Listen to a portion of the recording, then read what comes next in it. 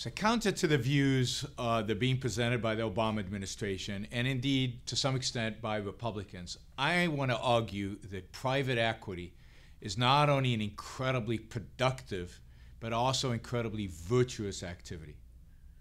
But let's first think about what private equity is. Everybody kind of throws out this idea of private equity, but very few people actually define what it is.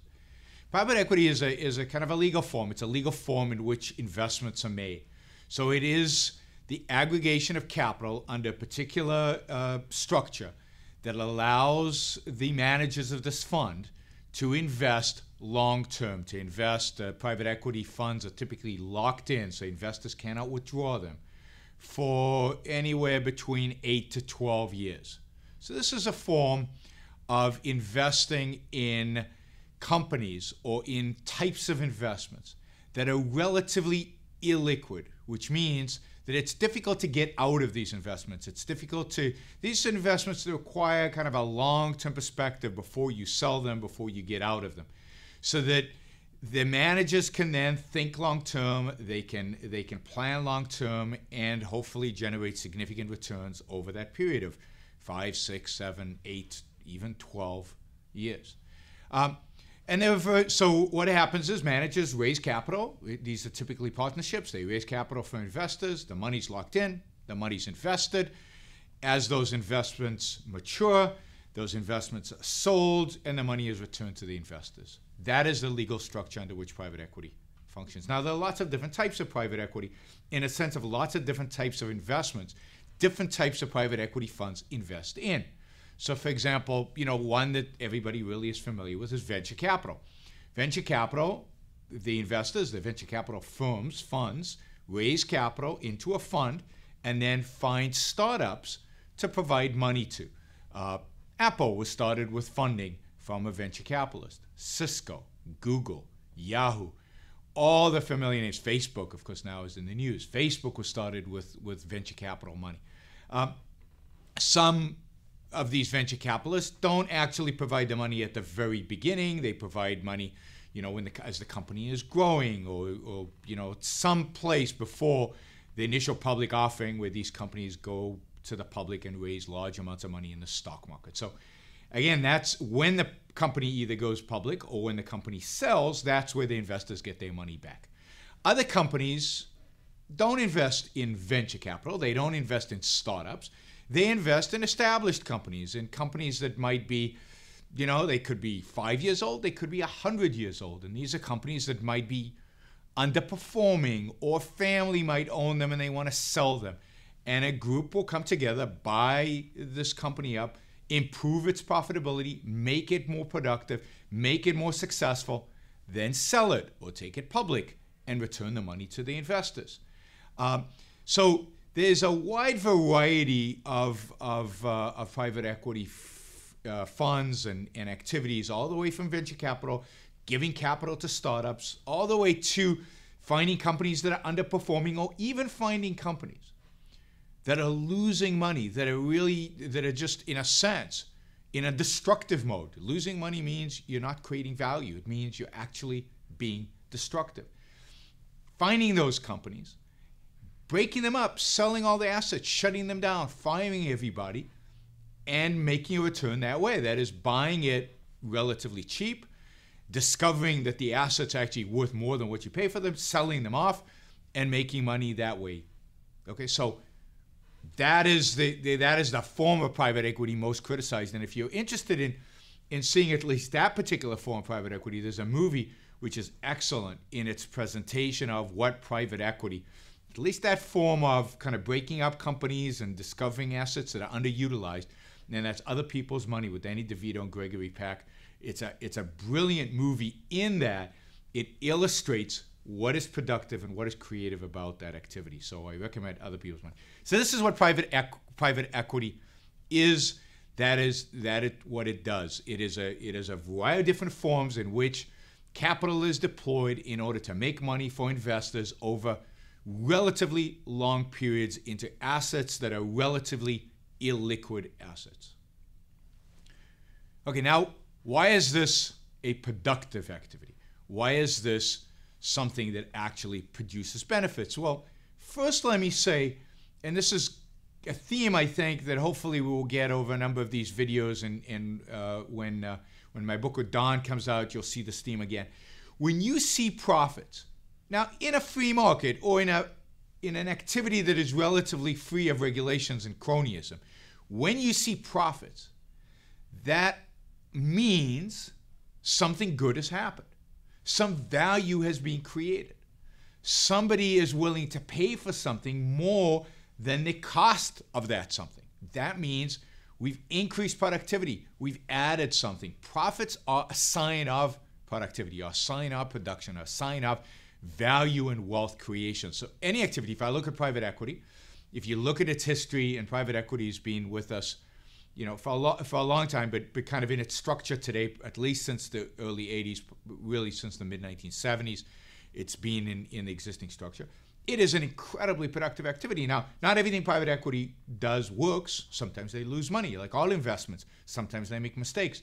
But overall, they have produced huge amounts of profits, which suggests that they're incredibly productive. Now, where does this come from? Now, with venture capital, I think it's pretty easy, right? You invest in companies that that don't exist. You create something that didn't exist before. If those companies are profitable, then what happens? They sell their products to people who want to buy them, like we all buy Apple, or we buy something from Cisco. They make a profit on that, and now you've got something that didn't exist before. The reason it's out there and the reason it's making money is because it's added value in the economy. So with venture capital, this is relatively simple to see, and everybody kind of has a lot of respect for venture capitals, or even just any kind of startup, and don't even think of technology companies, but think of the people invested in, I don't know, Jamba Juice, right? And Jamba Juice provides a value. People like their juices, so they're profitable. So the investors, you can see how that has provided an economic value. Jamba Juice has hired thousands of employees. It's created wealth, and it's created a better standard of living. I guess we enjoy the juices. That's part of our standard of living. So with venture capital, again, it is relatively easy to see the value that's been created. But what about these other forms of private equity, particularly that form of private equity which is viewed as destructive, right? Which is viewed as we're selling all the assets, we're firing all the employees. Well, when does that happen? When does a private equity company actually sell all the assets and fire all the employees? When there's no way to turn the business around. When there's no way to make a profit.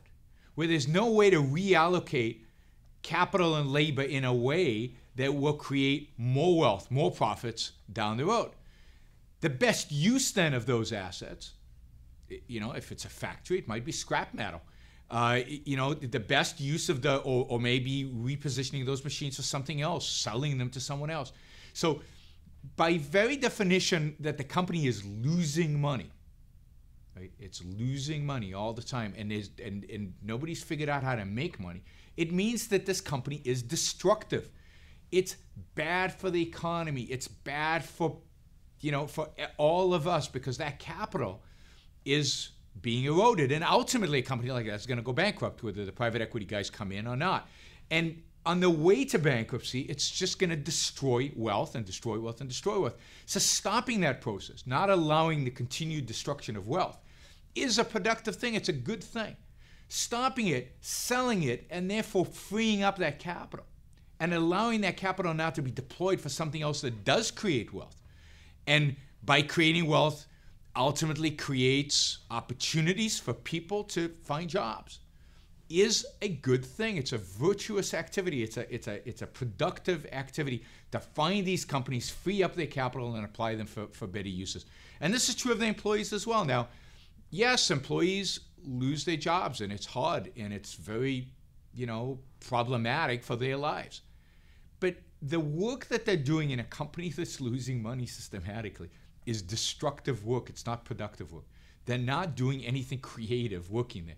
So now they're free to find something productive and something creative.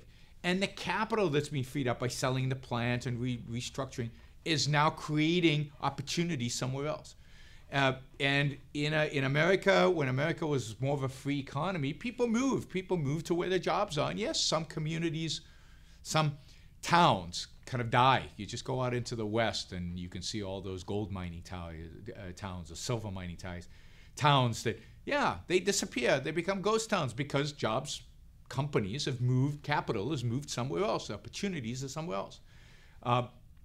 People don't die. People pack up and they move to where the jobs and where the opportunities are, and that's their responsibility.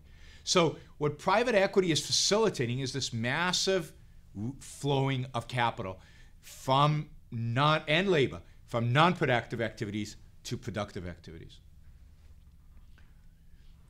On the large scale of things, I don't think we could have had a Silicon Valley. I don't think we could have kind of the startups, the technology, all the new innovations, all the new companies we have today and we've had since the 1980s in America without the kind of activities that private equity is involved in. In a sense, the 1980s were a period in which capital was reallocated on a massive scale from the industrial Rust Belt, where it was not being used productively, where it was wasteful and where we were losing money, or where investors were losing money, companies were losing money, companies were becoming uncompetitive. They couldn't compete with Japanese and other companies. Those companies were sold, were broken up, were basically shut down. All that capital that was freed up was then, through financial markets, reallocated to the venture capital community in Silicon Valley. Where did all that capital come from to make Silicon Valley possible, to make all those startups in Silicon Valley possible? It came from the shutting down of the Rust Belt. It came from the shutting down of losing businesses, of businesses that could not produce a profit. So we shut down the businesses that didn't produce a profit, and we lost, as what people talk about, we lost manufacturing jobs, so-called manufacturing jobs. But what did we gain? We gained this huge industry, this technological industry. Yes, they're not manufacturing jobs, but they're great jobs, software jobs, service jobs, design jobs, production jobs, jobs that are creating enormous values that all of us are benefiting from every day.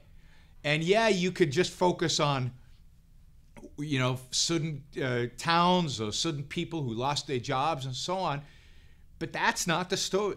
The story is everything that was created. The story was everything that was made possible.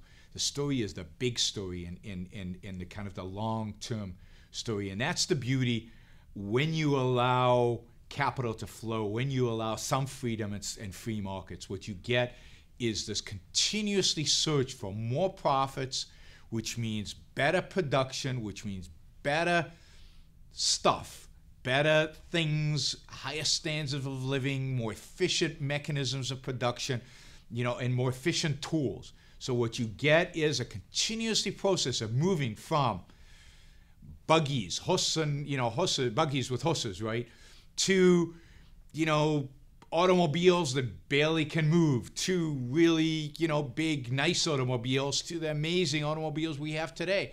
That's a continuous process in which capital is continuously being reallocated. Imagine if we hadn't allowed capital to be reallocated from buggies to automobiles.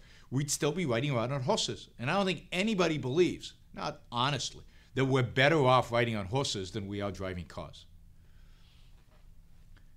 So why is the Obama administration making such a big deal out of this? They're making a big deal out of this because they're trying to appeal to a short-termism, to an emotional attitude that Americans have, and a distrust that Americans have in profit and in capitalism. So they're focusing on those examples in which private equity causes what is perceived as short-term pain, where people are losing their jobs, where companies are being shut down. They're focusing on that part of the story, and they're purposefully ignoring the whole entire rest of the story by just focusing on the pain. And they're trying to elicit the envy in the fact that people were profitable, the lack of understanding of economics that assumes that you can make money, you can make a profit, and yet not be creating anything. And yet private equity is creating stuff. It's creating stuff. This reallocation of capital is its creation. So they're trying to appeal to the short-termism, to the emotion.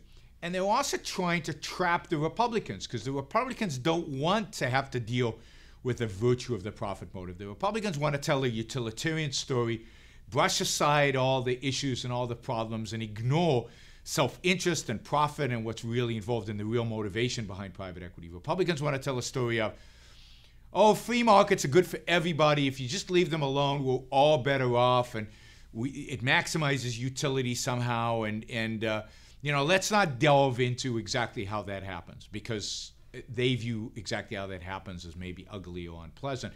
Because yes, how that happens is people pursuing profit, people pursuing the profit motive. In other words, people being self-interested, and they don't want to go there. They don't want to go to the self-interest part. So the Democrats are trying to trap the Republicans, trying to trap Mitt Romney. Mitt Romney cannot say, yeah, I shut down those plants because I was going to make more money shutting them down than keeping them open. That's the right answer. That's a good answer. Making money by shutting them down means that they didn't make any sense for them to be open. So the fact that he could make money doing it means that he was adding value. But that sounds very self-interested. That's a complex economic argument, and it's an argument about the virtue of profit and why profit is an indication of value creation and ultimately a rise in standard of living. It's an argument Republicans are very uncomfortable making. Indeed, they can't make it because I'm not sure they believe it. So this is a really clever political ploy. We'll see if the American people buy it, because I think the American people generally are even more long-term and more understanding of profit than Republicans are, or the Republican kind of mainstream is. But this is Obama's attempt, and you can see that it makes Mitt Romney very uncomfortable. Mitt Romney's not in a position to defend, unfortunately, doesn't seem to be in a position to defend his own actions. He doesn't want to come across as self-interested, as a profit seeker, is just about money, and he has a very hard time explaining the economics of how private equity actually increases productiveness and actually increases standard of living in the long term through the profit motive and the self-interest of the participants in the marketplace. Until Republicans are able to defend self-interest, in other words, defend the profit motive, they are always going to be vulnerable to the kind of attacks that Obama is launching out against them today.